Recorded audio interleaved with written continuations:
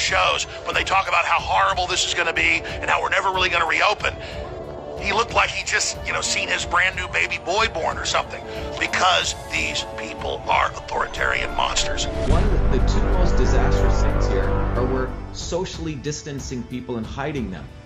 Go look at the research, a landmark study. When you isolate people, that is one of worse than the detriments from obesity, smoking, and heart disease. Social isolation actually leads to upregulation of inflammatory compounds in the body and down-regulation of antiviral compounds. So you're basically increasing the person for viral infection by the amount of stress you're causing them from social isolation. And separate from that, we're telling people not to go out in the sun, which is vitamin D. Vitamin D is an antimicrobial. So this is essentially a recipe for actually hurting people, not really supporting them. The governors need to do the right thing and allow these very important, essential places of faith to open right now for this weekend. If they don't do it, I will override the governors. In America, we need more prayer, not less. Je crois que notre génération doit savoir que la bête de l'événement est là. Et elle arrive. Welcome to my channel, guys. Thanks for the love and the support that you guys showed me on all of my videos. So if it's your first time in my channel, I will put the link of all of these videos on the description down below. So today we will talk about Bill Gates and Donald Trump. But let's start with Bill Gates' body language.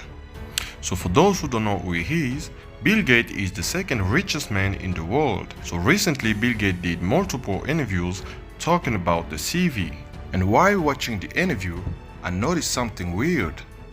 His facial expression and his body language. For some reason, Bill Gates seems a little bit too happy for someone who's supposed to be under pressure looking for vaccines. I know it doesn't mean anything, but just keep in mind that Bill Gates was the only one to predict this pandemic with a close precision.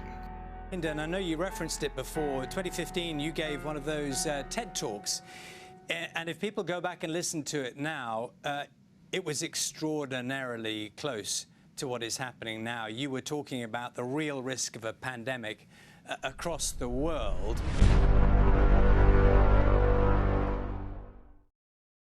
You know, it strikes me that, I mean, you know the world of public health very well, and you know the world of the economy very well, financial world very well. They seem to be pitted against each other, and I don't really know much about the financial world at all, but I think there's this idea, Bill, that each other, and I don't really know much about the financial world at all, but I think there's this idea, Bill, that maybe you can be a little incremental here, right?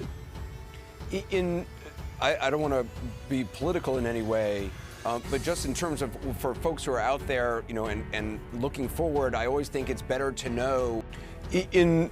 I don't want to be political in any way, but just in terms of for folks who are out there, you know, and looking forward, I always think it's better to know just factually what's coming down the pike.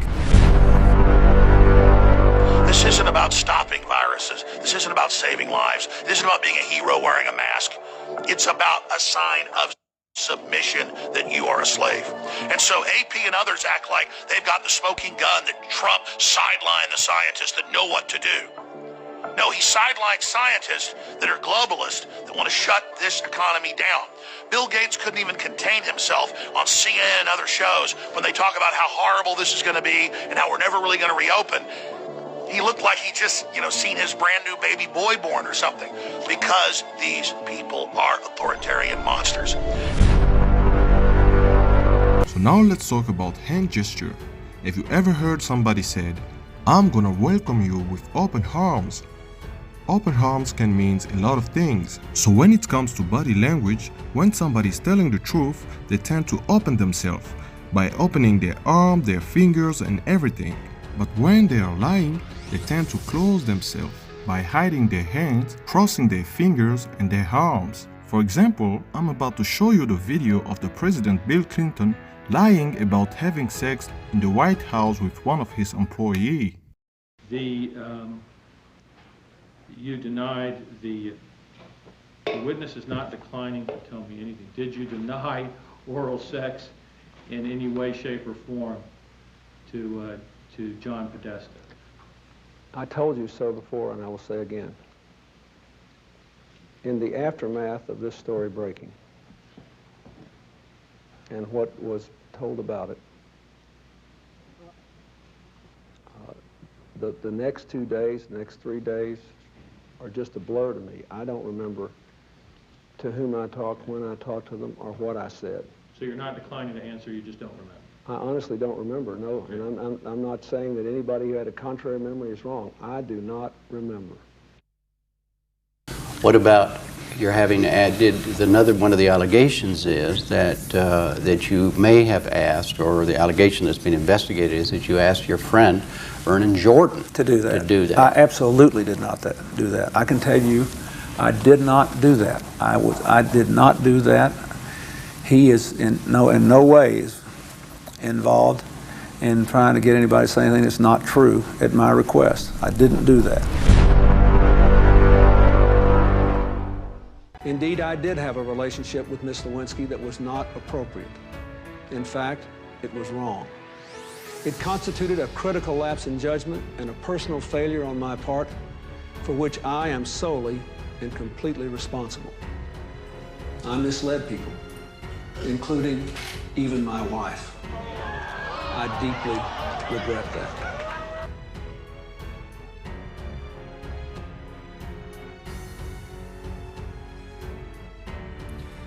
You'll be aware a lot of people in the UK are asking what is a very simple and straightforward question, which is, when will there be a vaccine? How do you see that? Well, it's a perfect question because we want to get back to the life we had before coronavirus. And we want to get back to the life we had before coronavirus.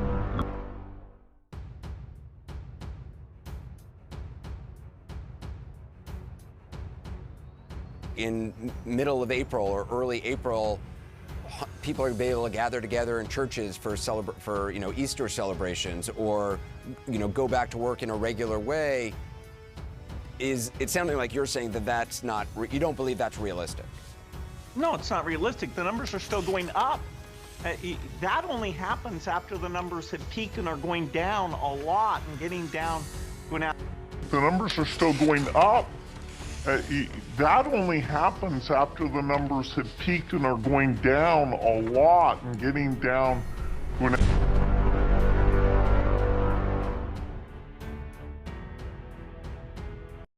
But are you optimistic it'll be on the shorter end? I mean, I've heard people say maybe by December we could imagine starting production. No, I mean, I don't. Moderna, you have to do these phase 3 studies that help you understand if somebody has a condition X or Y or Z, does it create a side effect? And on the other side, people telling me, with so many efforts being made like yours, the government is also doing one, the British government is doing one, the Chinese are undoubtedly doing one, we'll actually end up with a vaccine much faster than people are predicting. Well, it's very hard to compress these time frames, and if everything went perfectly, we'd be in scale manufacturing within a year. No, it's not realistic. The numbers are still going up, and that only happens after the numbers have peaked and are going down a lot, and getting down to an absolute. So, the idea of being in manufacturing by the end of the year, that's beyond my what's likely. Dr. Fauci and I have been fairly consistent in saying 18 months. Because this influence, so 18 months is about what we'd expect. We're doing everything we can.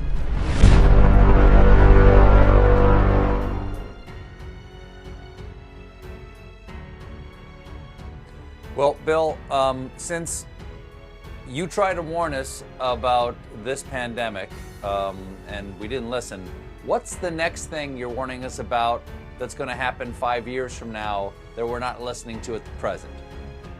Well, I didn't want to be right. What I wanted to do is I understand. I'm not saying you won. Everybody loses. Nobody wins with this. And I'm not saying that you're. This is not an end zone dance. I'm just saying, what else are we not listening to that we need to take action on now?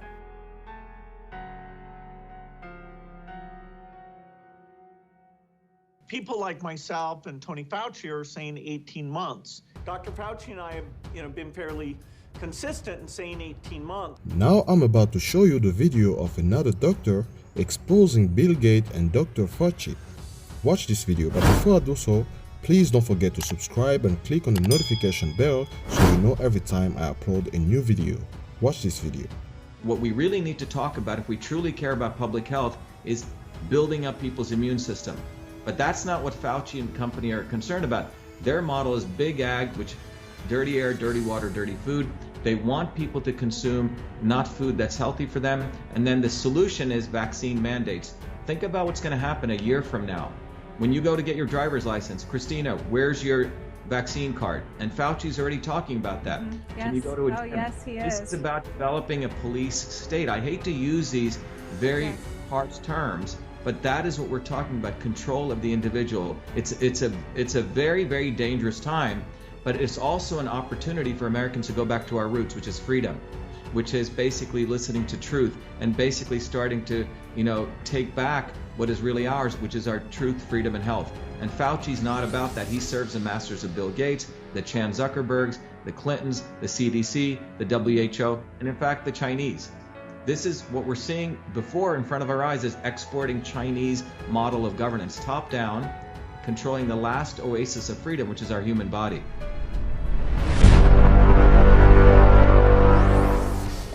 In the last 3.5 years, Trump's gotten very savvy when it comes to dealing with the deep state and different federal agencies, but he didn't expect the medical system itself to be Machiavelli.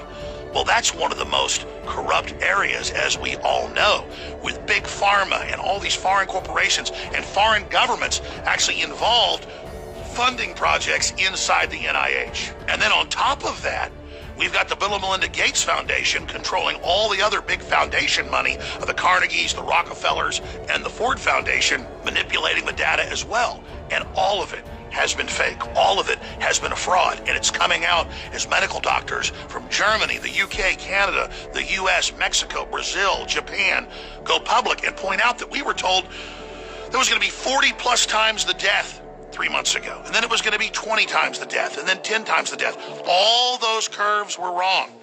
Instead, it just moves along slowly here at the bottom, up and down, up and down. There is no bell-shaped curve. Okay, if you want to take something to support your immune system, do that, which should be the vitamin A, the D, etc. One of the two most disastrous things here are we're socially distancing people and hiding them. Go look at the research, a landmark study. When you isolate people, that is one of worse than the detriments from obesity, smoking, and heart disease. Social isolation actually leads to upregulation of inflammatory compounds in the body and downregulation of antiviral compounds. So you're basically increasing the person for viral infection by the amount of stress you're causing them from social isolation. And separate from that, we're telling people not to go out in the sun, which is vitamin D. Vitamin D is an antimicrobial. So this is essentially a recipe for actually hurting people, not really supporting them. The people are demanding to go to church and synagogue, go to their mosque. Many millions of Americans embrace worship as an essential part of life. The ministers, pastors, rabbis, imams, and other faith leaders will make sure that their congregations are safe as they gather and pray. I know them well. They love their congregations. They love their people. They don't want anything bad to happen to them or to anybody else. The governors need to do the right thing and allow these very important, essential places of faith to open right now for this weekend. If they don't do it, I will override the governors. In America, we need more prayer, not less.